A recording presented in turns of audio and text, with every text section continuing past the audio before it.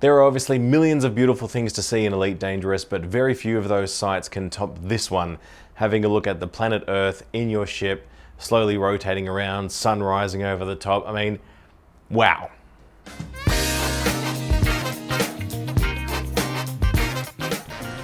So it is incredible when you park yourself in front of Earth and it fills your entire vision. Hang on, let me just aim down a little bit more.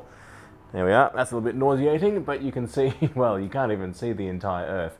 And the way they render it, obviously it's a flat texture because it kind of has to be, just because it's so huge and so close. But if you did get closer, it would start to render, but you just can't. Anyway, we are off the Californian coast at the moment, and I think that that big thing in the middle there, I think, is supposed to be Los Angeles. So just to orientate yourself as to where we are. But as spectacular as this is, we're here to look at the ship. So let's say hello to Commander Headless, looking as per normal headless, on a stationary plinth seat in the middle of this Alliance Challenger. Now the obvious thing to say is that the Alliance ships are kind of same, and there's few differences in between them. But regardless, let's give it the full treatment and see what we can find. Starting off at the front as per normal, we have the square version Laycon screens, I suppose. The projector here in the middle, that's probably a good 70 centimeters in diameter. This one, the Earth, well, yeah, it's an Earth ball this time, actually an Earth ball. Having said that, I don't really recognize the coastlines. Oh no, yeah, it's kind of visible. There's maybe North America. I don't know. It's kind of a bit bizarre. Anyway, yeah, it's about the size of a large handball, and over here the size of a dinner plate, roughly, for the projection of the Alliance Challenger itself. The main difference that you'll see, unlike the other Alliance ships, is that the interior lights are green. However, they still sort of seem to say the same thing. So for example, that one still says Vega 1978 backwards, and the serial number, which appears to be the same as the other one, which is repeated over here, with the Vega being in the correct orientation, not mirrored this time. Let's see if we can get up closer to this thing. You guys can tell me what that says, if it says anything. It's just shaking itself to death on my screen, so I can't really tell. Now, having a look at the front of the ship there, you can see that underneath the console there's a fair bit of space. Let's see if we can get through there, actually. There we are. So you could obviously store, whatever it is down here, luggage or whatever. That doesn't seem to be an escape hatch, although that would be a perfect spot for one. So really, just some of that same normal textured kind of hexagonal material there.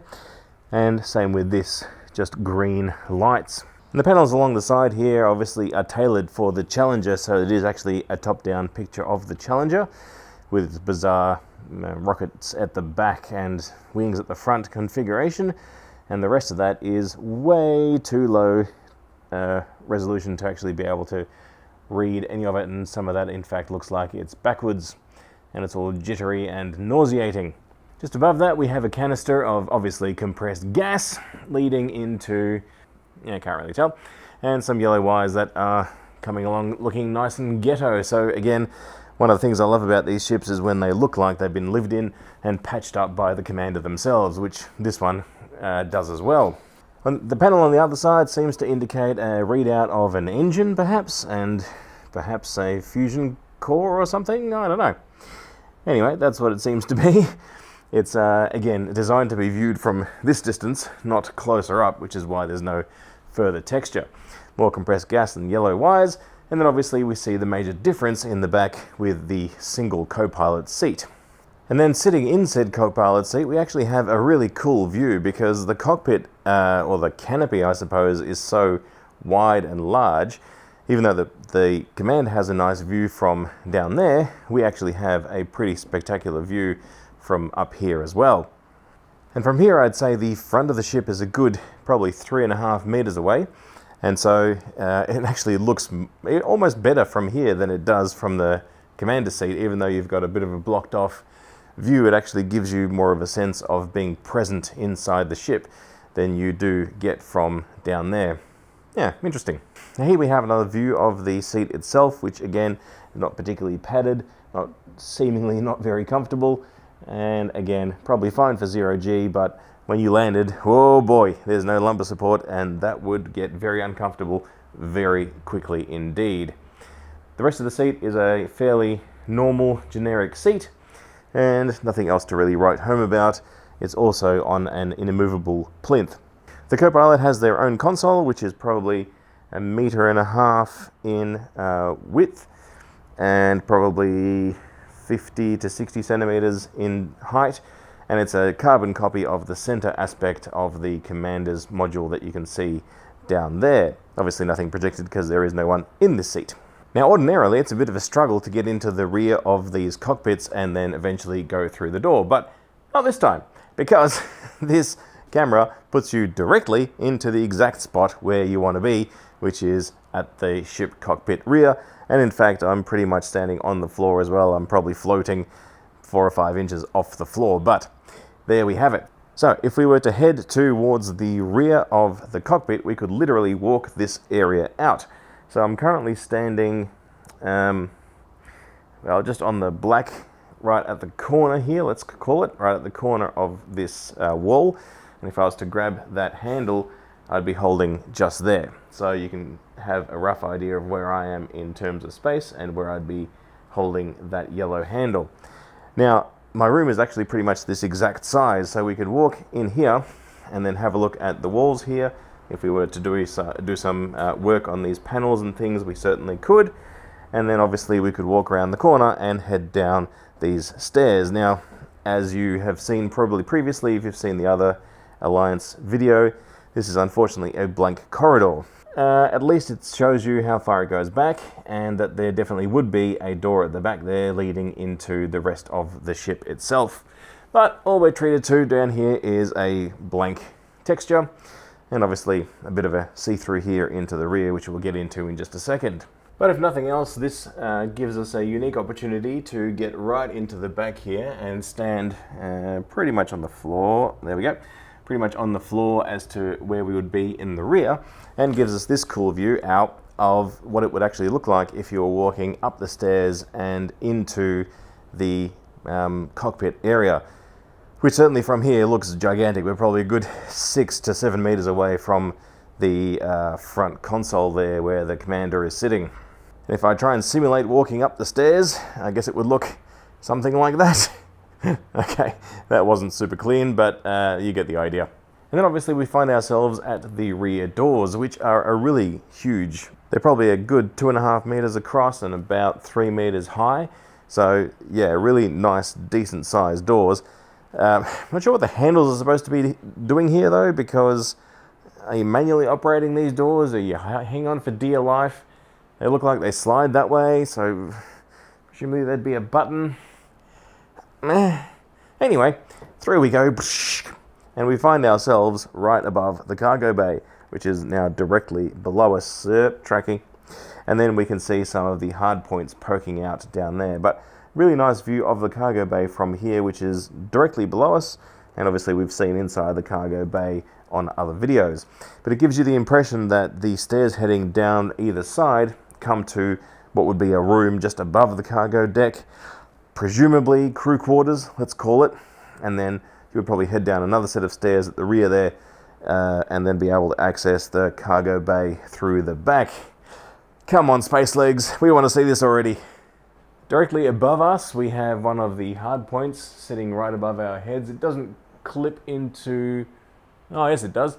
It clips a little bit into the cockpit itself. You can see a few aspects of it there clipping through just above the door, but it is certainly sitting there right above our heads. So, a good use of space, I would say, in this one, but reasonably claustrophobic in terms of there not being much added room right in the front of the ship, which is obviously not the case in the rear of the ship, where, as you can see there, we have our classic low-textured stuffs sitting around being placeholders and obviously not giving us any details at all. Deploying the hard points, you'll see not a great deal, but you can see that it just moves up and does its thing up above you, which reveals the rear of the hard point there with the 4 circles there, which looks kind of interesting, but I have no idea what they're supposed to be indicating. But the whole thing does move up in a large elevator sort of motion, so it's hard to estimate the size of this hard point, but I would probably say it's about 6 foot deep, the side walls there, probably 8 feet wide and maybe 12 to 15 feet long. So that's the rough guesstimate of that one. And obviously we can see the other one down there, but that one isn't see-through. So even though it's deployed, we can't actually see from this vantage point. Oh, there's the gun of it poking out there. But we can't really see through the interior of the hardpoint there. Let's just retract that one again and have it come down on our head. Funky. And just watch from above the door here. Let's see if that texture moves if we redeploy it again. Yeah, and sure enough, up it goes. So yes, it's imperfect, shall we say, but nevertheless. Well, I was wrong about the crew quarters because I just deployed the landing gear, and if you watch them come back in, you'll see that there's no way that we could have crew quarters right above this cargo bay, because that's where the landing gear lives, and not very well, I might add. So yeah, there goes that theory. I'll just deploy it for you again so you can see them come out. So they are crossed over into each other and glitched, obviously huge. The diameter of those big struts is probably 2.5 meters. Yeah, so I guess the crew quarters are going to have to be somewhere back there for sure. Interestingly, from the exterior, you can actually see the interior of the cockpit. You know that these are two different models by now, I'm sure. But it's actually relatively well modeled on this ship. Some of them are quite dark and hard to see, but this one's not too bad. Other than the screens there next to the commander are very clearly blue and not green as they're supposed to be. But there are certainly some green lights heading into the back of the ship, which is kind of cool. Other than that, we can see the large hardpoint there, which is the one that comes down basically into just behind that door there. And there we are. And here's something else interesting. I've just realized if you look through the cockpit there into the green light at the back, and we deploy the landing gear, you'll actually see that they glitch through the rear as they do in the normal first-person view when we were at the back of the cockpit. So that's quite interesting that the geometry doesn't work in third-person view and it doesn't work in first-person view either. Well, there we are, friends. A quick look at the Alliance Challenger orbiting the Earth. That's probably the more spectacular part than the ship itself. Anyway, I hope you enjoyed that one, and I'll see you in the next one. Fly safe, Commanders.